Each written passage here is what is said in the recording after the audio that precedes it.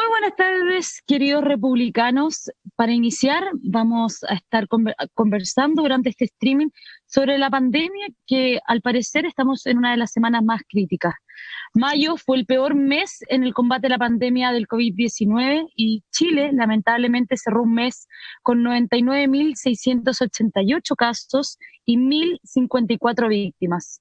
Hoy, según las cifras que dio a conocer el MinSal, llegamos a 5.471 casos, siendo un récord de casos positivos y lamentablemente de fallecidos porque hubo 59 decesos. Para eso y mucho más sobre el acontecer nacional e internacional, vamos a estar conversando con José Antonio Casi y Antonio Arquisi. ¿Cómo están? Muy bien, Carola, qué gusto. Nos cruzamos en los buenas tardes para la Carola y decirte, Carola, que es un gusto tenerte de vuelta, ya que el streaming pasado solamente estuvimos con Antonio, pero esto le da un mayor profesionalismo al diálogo, ya que tú eres la conductora oficial de este streaming republicano. Sí, ahí estuve viéndolo, no pude estar presente, pero ya esperemos que todo vuelva un poco a la normalidad y que toda la señal y todas estas cosas que pasan un poco en el teletrabajo tengamos, que podamos seguir funcionando bien para los próximos streaming. Bueno, como les comentaba al partir, hoy día vamos a estar conversando distintos temas, tanto nacionales como internacionales, pero hoy llegamos a un nuevo récord que dio a conocer el MinSal por la cantidad de contagios. Y existe una gran preocupación por el alto número de contagios diarios y que lo que permite proyectar, según muchos especialistas de la materia, es que se viene unas semanas muy duras para el sistema de salud, que ya está al límite en la región metropolitana y que para algunos, según los expertos, habría necesidad de mejorar la trazabilidad de los casos. ¿Qué significa esto? Aislar también a las personas que posiblemente estuvieran contagiadas y otros especialistas están apuntando a las dificultades para hacerse cumplir las cuarentenas. ¿Qué está fallando? ¿Qué se necesita, José Antonio? Partamos por ti y después te dejo la palabra, Antonio. Bueno, el gobierno y el ministro Mañalich siempre advirtió que las condiciones del virus cambiaban radicalmente de una semana a otra o de un mes a otro. Cuando algunos tomaron en broma lo que él señalaba, de que el virus podía ser buena o mala persona, el ministro, si bien cuesta a veces entenderlo, tenía razón de que el nivel de afectación de las personas es distinto de acuerdo a las mutaciones que pueda tener el mismo virus o el grado de contacto que puedan tener las personas. Después, el ministro también advirtió que se venía una situación crítica para la región metropolitana por el aumento de los contagios, pero él ha seguido en la lógica que a mí me parece correcta de no decretar la cuarentena nacional, como lo han hecho otros países, y decretar cuarentenas parciales de acuerdo al nivel de contagios y habitantes por comuna.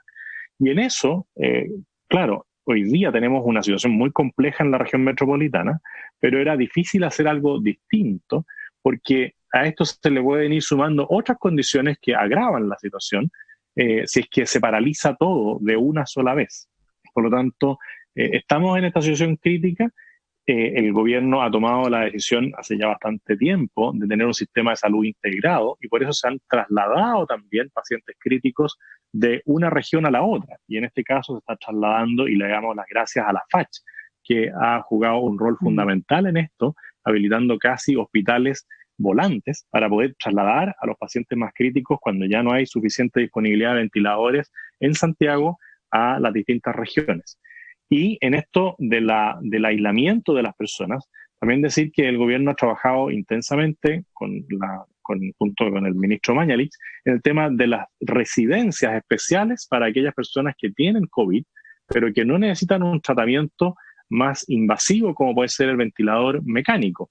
Y en eso también se ha crecido mucho, ya que se han ido aumentando la capacidad de poder tener residencias para las personas que tienen que hacer la cuarentena porque tienen el COVID, pero no en un grado de gravedad como para estar hospitalizados. También vemos que ya se está utilizando el tema del espacio riesgo en la región metropolitana, que fue tan criticado inicialmente por personas de la oposición como Heraldo Muñoz.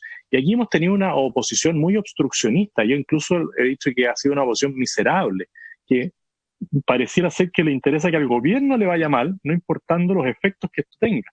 Si hubiésemos tenido una posibilidad de que el ministro no esté todos los días contestándole a la oposición, que no tenga todos los días que estar a juicio y a prueba por la oposición, quizás sería mucho más fácil poder avanzar y que ellos mismos colaboren. Yo echo de menos que algunos que son médicos se transforman en una especie de comentaristas de lo que está ocurriendo, y quizás ellos, con sus capacidades médicas, estoy hablando incluso de parlamentarios que son médicos, que si se hubiesen preparado para esta contingencia, a lo mejor tendríamos varios médicos más que pudieran estar capacitados para tratamientos invasivos y no solamente de comentaristas en los medios de comunicación, como lo hemos visto lamentablemente en los últimos días. Así que yo sigo teniendo confianza en lo que ha llevado adelante el ministro Mañalich, más allá de las críticas pequeñas y de la tergiversación en algunos casos de los datos que el mismo gobierno entrega. Aquí tenemos que ver que el gobierno ha sido muy eficiente en entregar la información que cuesta, porque cuando tú tienes todos los días, por ejemplo, 16.000 exámenes que se realizan para determinar si la persona está activa o no, si está contagiada por el virus, bueno, eso es algo que en ningún país de Latinoamérica se ha llegado a los 16.000 exámenes diarios y que se van informando día a día de los resultados. En ningún país de Latinoamérica los índices de letalidad del virus son tan bajos como en Chile. Los países que nos siguen son recién Uruguay y otros, y de algunos no se tiene ni siquiera información, porque aquí se dice, como si en el caso de Argentina, por la gente cercana. Bueno, el caso de Argentina tiene muy baja realización de test para determinar qué personas lo tienen y qué personas no lo tienen.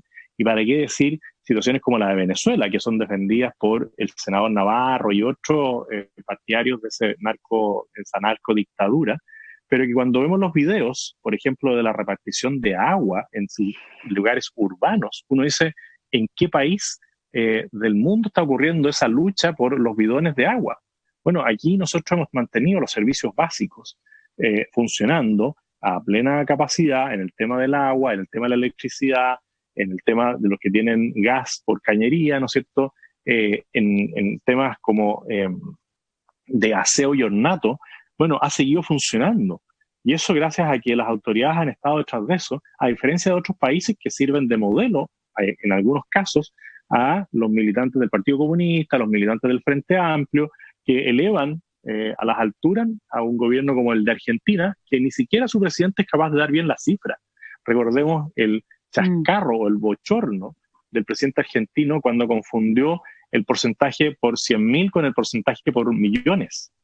¿Y quién dice nada? Porque allí ellos se han reunido en reuniones de Zoom, ¿no es cierto?, de plataformas virtuales con el presidente argentino, que les ha señalado que quiere intervenir en Chile para derrocar o para terminar con el gobierno de Sebastián Piñera, y nadie dice nada.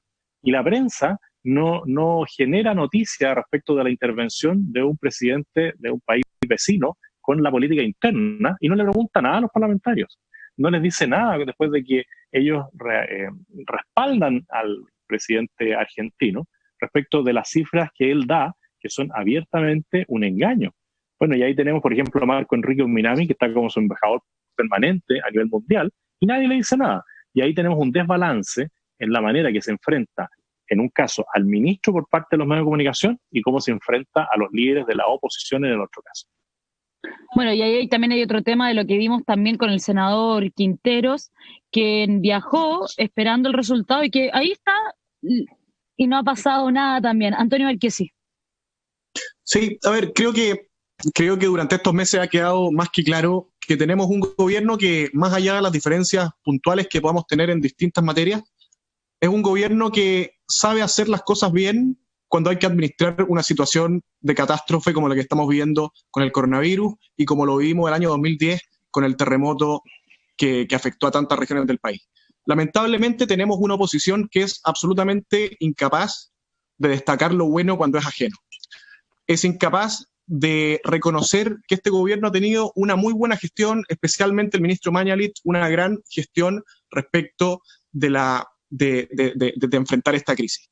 Es lamentable, y es lamentable porque han demostrado una vez más que esa izquierda ultra ideologizada, esa izquierda está dispuesta a hacer lo que sea necesario por conseguir el poder, por destruir a sus oponentes, a sus adversarios políticos. Y nos muestra ante lo que nos enfrentamos. Esa es la izquierda que hemos enfrentado tantas veces en elecciones y esa es la izquierda que vamos a seguir enfrentando por mucho tiempo más.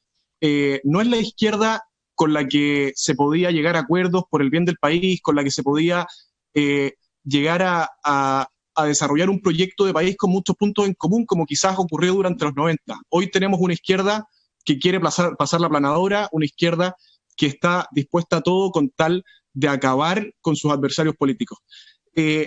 Yo creo que es momento de dejar de lado el debate ideológico. Hoy día tenemos una situación de crisis, tenemos una situación en la que muchos chilenos lo están pasando muy mal en lo sanitario y cada vez más también en lo económico, y tenemos que entender que hoy no es momento para el ajedrez político que quiere imponer la izquierda, es momento para estar unidos como país, para enfrentar esta crisis y para salir adelante con la menor cantidad de bajas posible.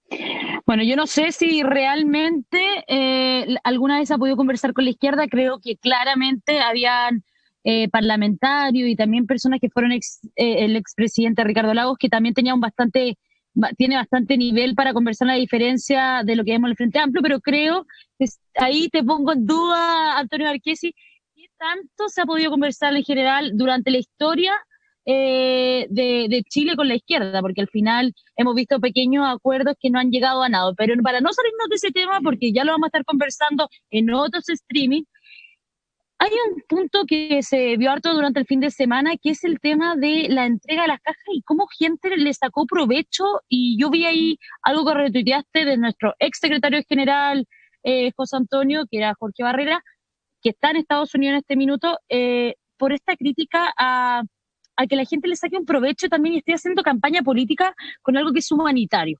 José Antonio. Lo que señala Jorge Barrera, que como bien dice fue secretario general en los orígenes del partido y después fue a estudiar fuera de Chile, y le deseamos todo el éxito en eso y un pronto regreso para sumarse de nuevo a la defensa y a la batalla que damos día a día por las ideas. Es decir, hoy día hay una necesidad urgente, que es la entrega de alimentos a las personas más necesitadas. Y lo que se requieren son se requieren miles de voluntarios para hacer el trabajo territorial. Y vemos cómo algunos aparecen para la foto y lo más probable es que después de un par de horas se retiren y dejen a otros haciendo la pega.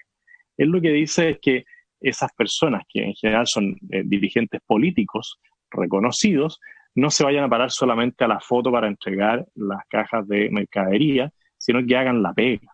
Y si no se van a quedar el fin de semana entero, como lo hacen muchos voluntarios, bueno, entonces que no vayan, porque lucirse o subir una foto entregando una caja de mercadería, claro, le va a dar rédito en la imagen para el tweet, para el Instagram, pero son materias que deberían superar el tema político. Yo entiendo que el presidente, que los ministros, incluso algunos alcaldes que están en el día a día entregando las mercaderías, lo hagan porque hay que difundir.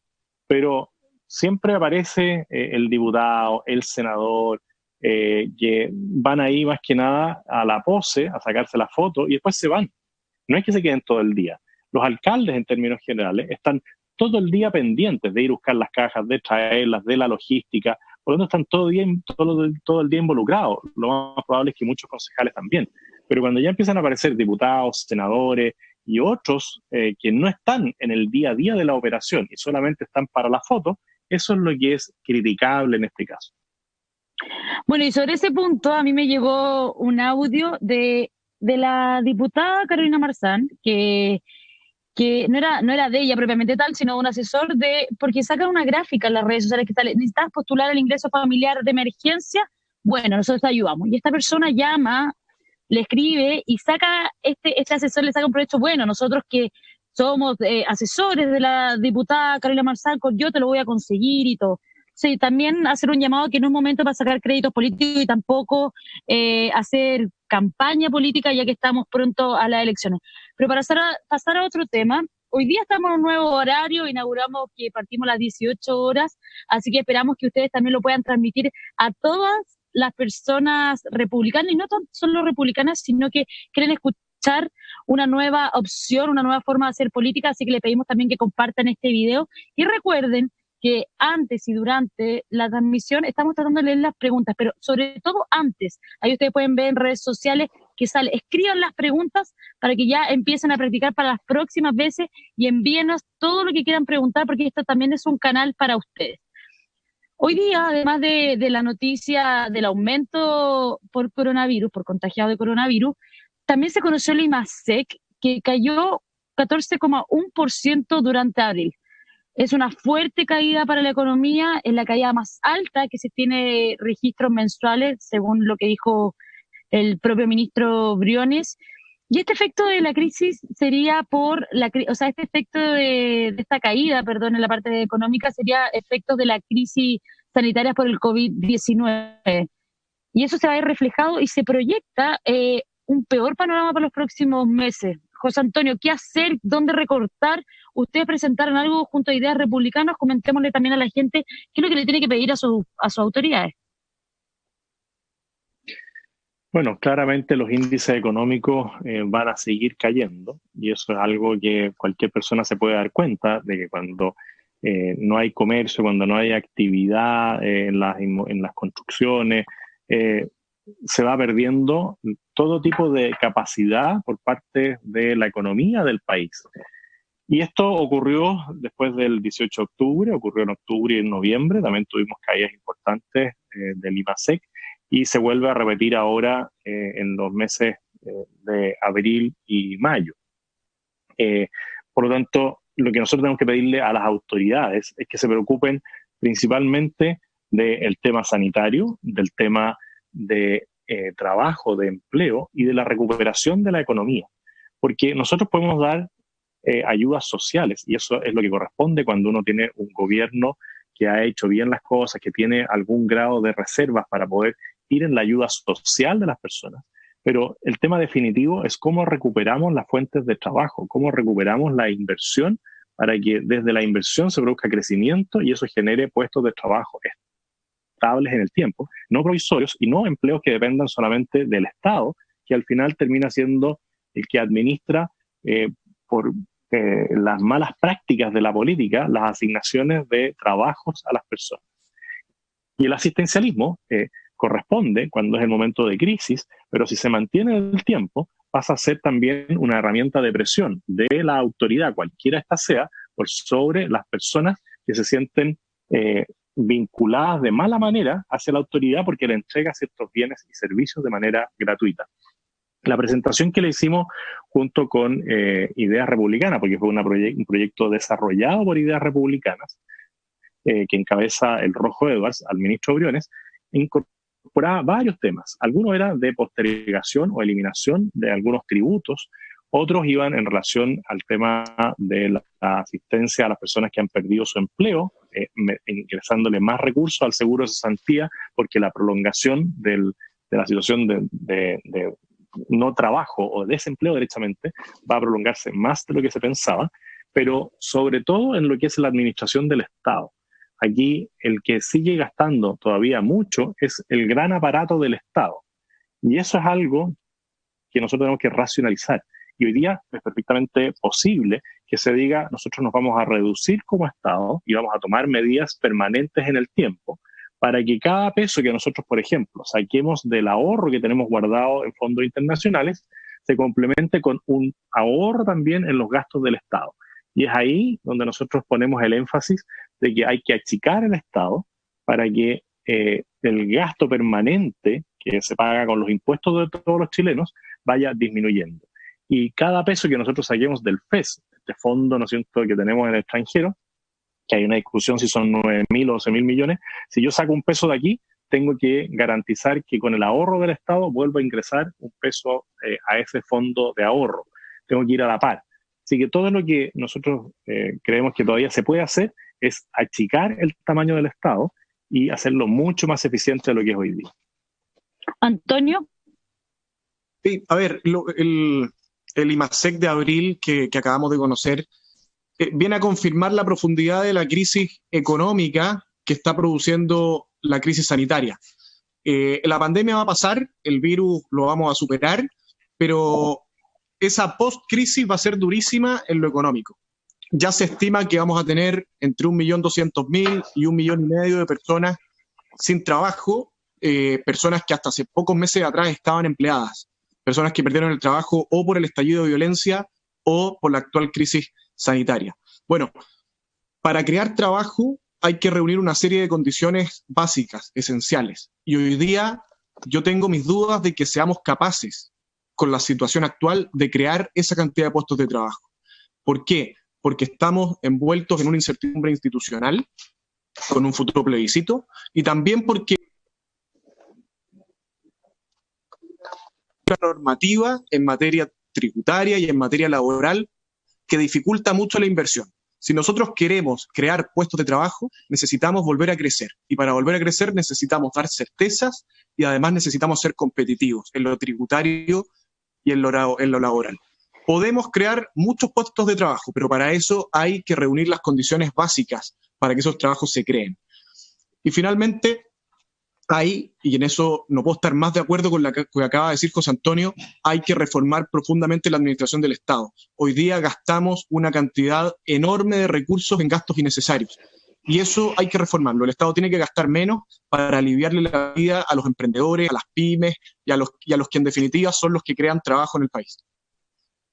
José Antonio, ahí tocó un tema, Antonio Marchesi, el tema del plebiscito, porque claro, estamos metidos en una crisis sanitaria que no sabemos cuándo va a pasar, pero también ingresar nuevamente al tema del plebiscito y la inestabilidad produce aún más daño, ¿no, José Antonio? Totalmente. La incertidumbre, y eso es lo que planteábamos para el plebiscito que se iba a realizar en abril, es lo que mata a los países. Porque un país puede acostumbrarse a las barricadas, puede acostumbrarse a los saqueos, a niveles de violencia que antes no nos habíamos imaginado, pero lo que un país nunca puede recuperarse de la incertidumbre económica. Y lo que genera una propuesta constitucional vía asamblea constituyente es la preocupación y también el distanciamiento de todos aquellos que quisieran invertir.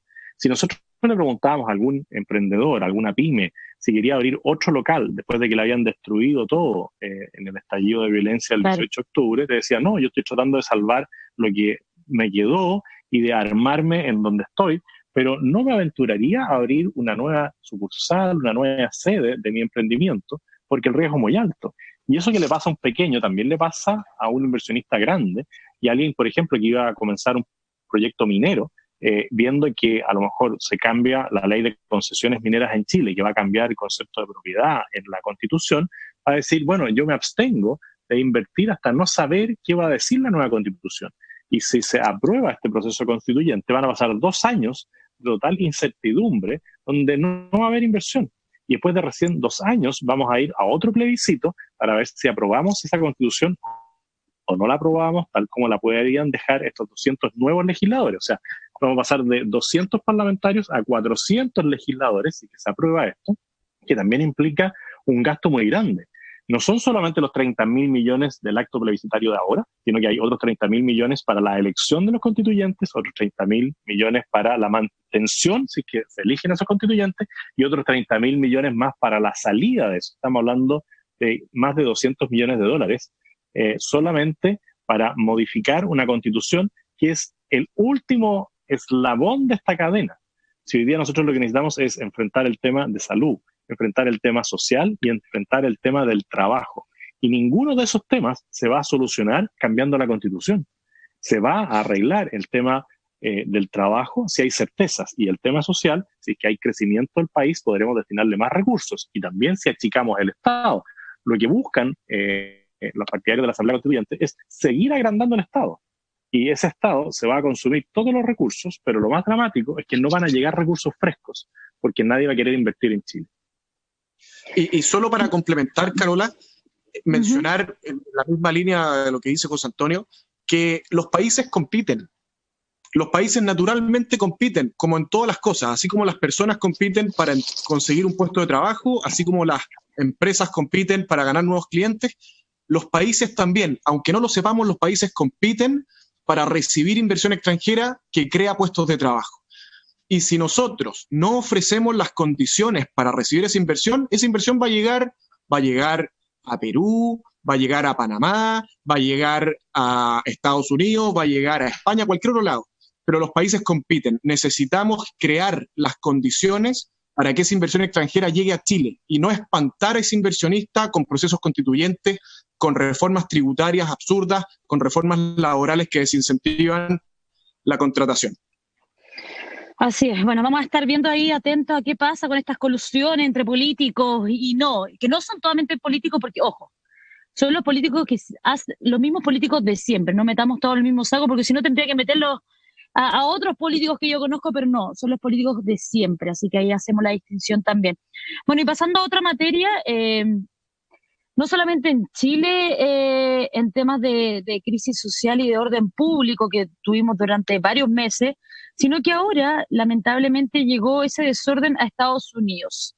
Estados Unidos amaneció sacudido por una nueva jornada de violencia, con incendios, ataques a monumentos, con violentas protestas que se acercan posiblemente hacia la Casa Blanca. Y esto a pesar del toque de queda que se había impuesto en varios estados, hubo más de 40 ciudades que marcharon durante el fin de semana tras la muerte de George Floyd, si no lo pronuncio mal, ahí me lo pueden corregir ustedes. Y el presidente Donald Trump ya acusó a grupos de extrema izquierda de aprovechar estas protestas iniciales para desatar una ola de destrucción y vandalismo total. ¿Qué le parecen estos acontecimientos? ¿Cuál es la interpretación tuya, José Antonio, lo que está pasando también en este gigantesco país que es una potencia mundial y que es lamentable también porque están destruyendo también las ciudades? Bueno, aquí se juntan varios factores. Uno importante es el tema de que se aproximan las elecciones americanas y Trump tenía el camino, yo diría, bastante despejado, a pesar del problema que tiene grave con el tema del COVID y la disputa que tiene con los gobernadores demócratas por si hace una cuarentena total o una cuarentena parcial.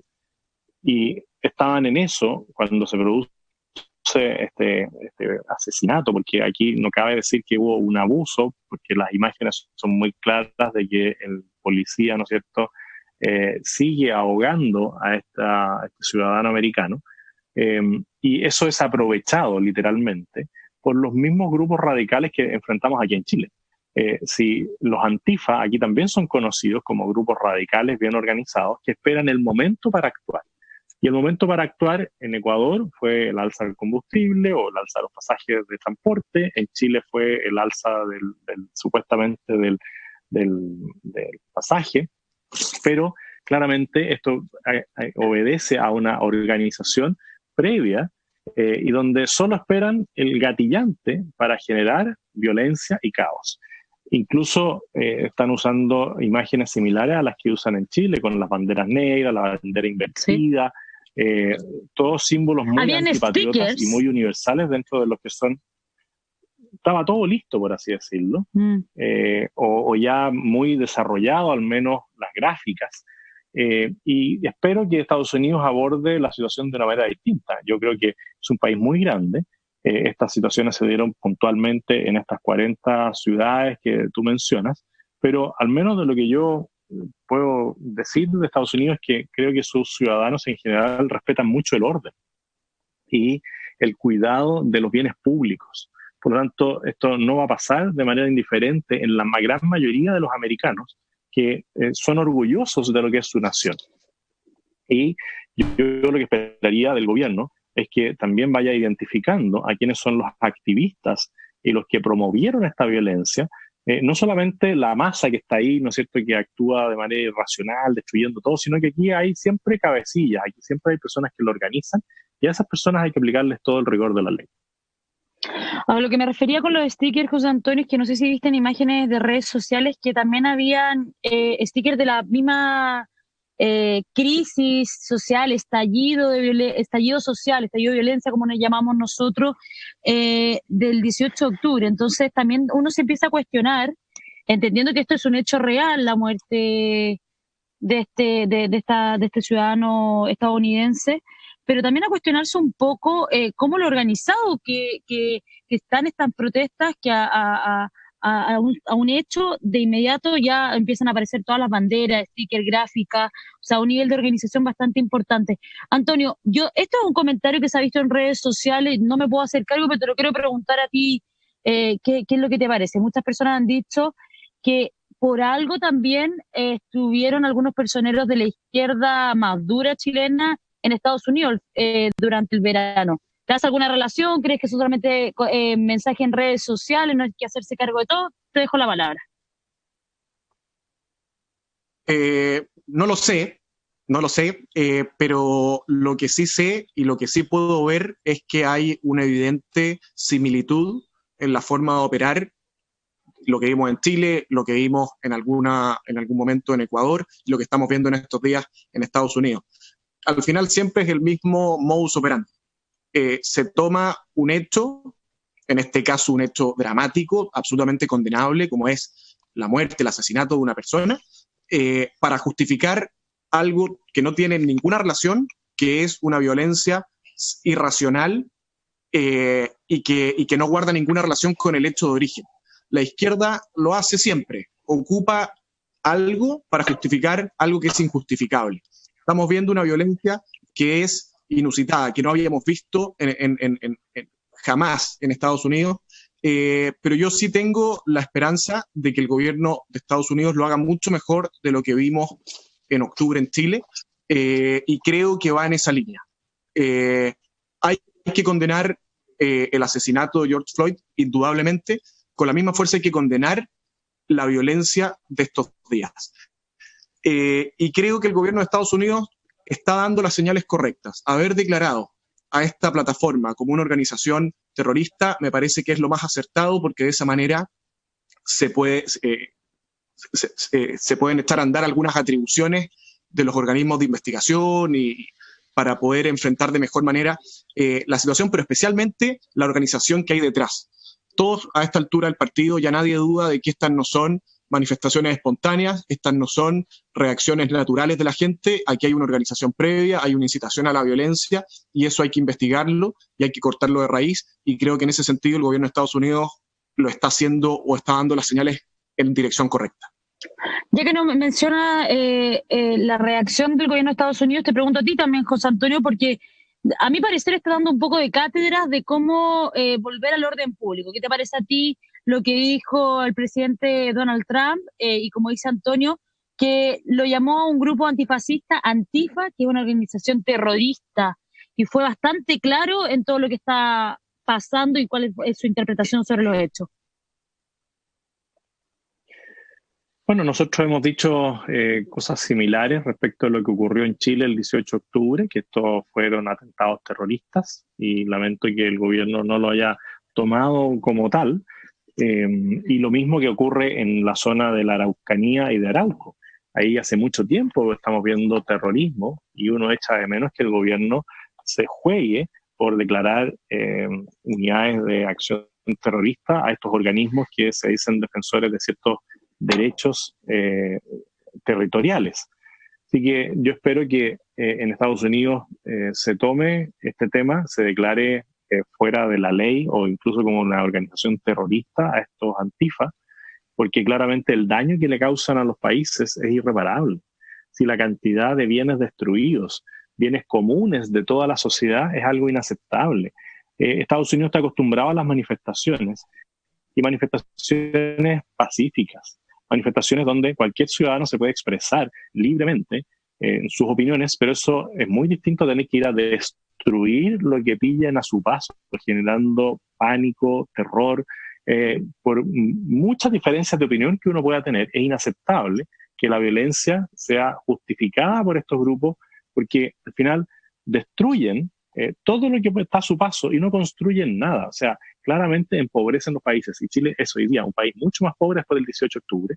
Estados Unidos puede tener más reservas, más espalda, pero es inaceptable esta situación de violencia extrema, irracional.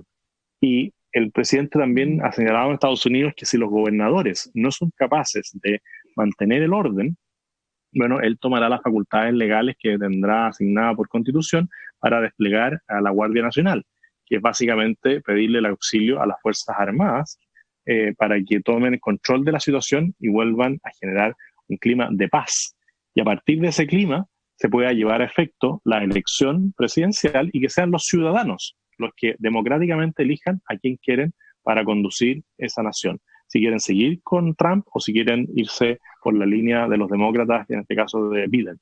Pero en democracia que se soluciona esto. Esto no se soluciona con la violencia extrema de la que hemos sido testigos tanto en Chile, en Ecuador, en Colombia y ahora en Estados Unidos. Bueno, vamos a tener que ir cerrando, vamos a estar atentos también a todo lo que pasa en el área internacional y también esperamos de corazón que esto también termine porque no es bastante grave y bastante triste también ver la destrucción. Bueno, a raíz de todos los streaming que tú estás teniendo martes y jueves, que son bastante exitosos, José Antonio, yo quiero recomendar un libro. Ahí pues te doy 5 segundos para que puedas elegir un libro de todos los libros que tienes ahí atrás para que también puedas recomendar. Porque estuviste con Rocío Monasterio, la portavoz de Madrid. Perdona que te dé la espalda, pero estoy aquí. No, buscando, por favor, porque esto te estoy pillando de sorpresa, no está programado, es algo que están preguntando también por las redes sociales. Sí, mira, aquí estoy sacando uno de Alberto Plaza. Aquí estoy. Ya, te voy a dar un poco de tiempo para yo partir. Yo creo que te lo leíste, no lo sé. Ya, tengo 3 aquí. Vamos a pillar. Ya, yo voy a partir con José Antonio, que creo que tú también lo tienes a raíz de que he estado en contacto con la gente de Vox, que se llama Hay un camino a la derecha. ¿Dónde está la derecha en España ante la hegemonía cultural de la izquierda? ¿Qué significa ser de derecha? Bueno, este es un libro que es de Santiago Abascal, que yo creo que pueden buscar por internet y que es bastante interesante. Yo me lo estoy leyendo, pero también bastante interesante para toda la gente que es seguidora del Partido Republicano. ¿Qué es ser de derecha actualmente? Antonio, no te preocupes porque no te avisé, así que no veo ningún libro atrás, así que no te voy a empezar a hacer buscar, tranquilo. Pero José Antonio, te dejo la palabra. Bueno, aquí tengo un libro de José Ramón Valente que se llama La rebelión del sentido común. ¿Por qué la gente sabe más que los economistas y los políticos? Que de nuevo, es el sentido común el que opera en las personas. Después tengo un libro muy bueno, que es de Axel Kaiser, La fatal ignorancia, que lo mencionamos cuando hicimos un streaming con Axel Kaiser, streaming que pueden ver en la página de YouTube, José Antonio Cast, donde están todos los streamings, ¿no es cierto?, que hemos realizado en este periodo. Y después tenemos aquí uno que me regaló Alberto Plaza, se llama Claro que no da lo mismo. Ah, ese no lo he visto, ¿eh? Y también, este me lo regaló el mismo Alberto Plaza, no está dedicado, así que la próxima vez que lo vea, le voy a decir que me lo dedique. Y algo de historia de un gran presidente que se llama Joe Montt. Este libro es realmente bueno, muestra la historia de este hombre que dirigió los destinos de la nación y que tuvo una vida compleja y con muchas responsabilidades, tanto en el Ejecutivo como en el Poder Judicial. Así que si hay un libro que yo les recomendaría, es este, no es fácil de encontrar, pero muy, muy buen libro, muy entretenido además. Bueno, sí, ya sabemos para que... El minuto cultural. A ver, ya, ¿qué quieres recomendar, Antonio Arquesi? No lo tengo a mano para mostrarlo, pero yo estoy leyendo El Aleph de Borges, Jorge Luis Borges. Ya. Borges es uno de los más notables autores del siglo XX, argentino, realmente notable, y dicen que el único motivo por el que no ganó el premio Nobel fue porque, por así decirlo, no estaba totalmente alineado con el establishment de la cultura internacional. Pero un gran autor y también es muy recomendable para el que quiera leer algo más de poesía y de literatura del siglo XX.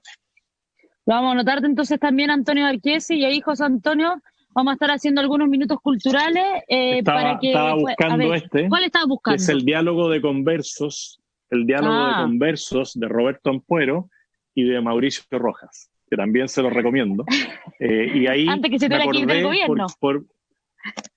Me acordé por lo que decía Antonio, de que a Borges no le habían dado los premios que merece, porque no coincidía con esa izquierda que predomina en algunos ambientes. Y Mauricio Rojas sufrió esa misma persecución de esa izquierda que es implacable. Así que ahí hay otro libro que también les puedo recomendar. Así es, lamentablemente el ministro que yo creo que estuvo menos horas siendo ministerio, según lo que yo he visto en la historia chilena y claramente por las presiones de la izquierda. José Antonio, sigues tú estabas mencionando tu YouTube, que es José Antonio Cast, perdón, guión oficial. Ahí lo aclaro también para que puedan ver ese video, esa entrevista que hiciste con Rocío Monasterio y bueno, y todas las entrevistas que has estado haciendo durante este periodo de cuarentena, que yo creo que va a ser algo que va a perdurar. Yo te he escuchado ahí fuera de cámaras que va a perdurar, así que también recibimos ideas de quién puede ser entrevistado y quién no. Ahí estamos atentos también a lo que nos van comentando nuestros republicanos. Los tenemos que dejar, nos pasamos un poco de la hora, pero ya mañana estamos en directas, yo me hago parte de esto, pero no soy yo la que habla, así que está José Antonio Casa a las 9 de la mañana ahí en Radio Agricultura, a las 16 horas hay un streaming de Acción Republicana por José Carlos Mesa, y hay que estar atento también a las redes sociales porque yo sé que una primicia, no se puede adelantar por aquí quién va a tener mañana, pero sé que también que va a ser muy interesante por lo que me han soplado. Así que, José Antonio, te dejo la palabra para que te despidas y Antonio Marquesi, porque ya tenemos que ir cerrando porque nos están retando. Bueno, solamente invitar a todos a que se cuiden, a que sigan las instrucciones de la autoridad sanitaria y que pongamos un alto a esta disputa ficticia que genera la oposición en contra de las políticas sanitarias del gobierno. Si la oposición realmente quiere colaborar, bueno, que lo haga y que ayude, no que entrampe las medidas que está tratando de llevar adelante, en este caso, el ministro Mañalich. Antonio. Solo agregar que podemos quedarnos en casa y firmar por el Partido Republicano. Así que a todos los que nos están viendo y aún no han firmado, pueden hacerlo con su clave única en la página del Servicio Electoral. Están todas las instrucciones en la página del Partido Republicano. Invitarlos a sumarse a esta causa para que podamos cuanto antes, en las próximas semanas, poder inscribir el partido en la región metropolitana y en el resto de las regiones del país que aún nos faltan. Ya saben, porque es bastante importante y así vamos a poder levantar la voz por los millones de chilenos que han estado silenciados durante mucho, mucho tiempo. Los tenemos que dejar atentos a las redes sociales y atentos también a avisarle a todos sus conocidos que a partir de este lunes, de hoy día, partimos a las 18 horas y aquí en adelante vamos a estar a las 18 horas para hacer este streaming republicano. Los dejamos, que estén muy bien y nos estamos viendo y también traten de ver cosas que puedan liberar un poco el estrés y todo lo que está pasando. Yo sé que es difícil, pero aquí también estamos tratando de entregarle un poco de energía para que se puedan distraer de cierta forma, porque también es muy necesario para la salud mental. Así que los dejamos, que estén muy bien. Nos vemos.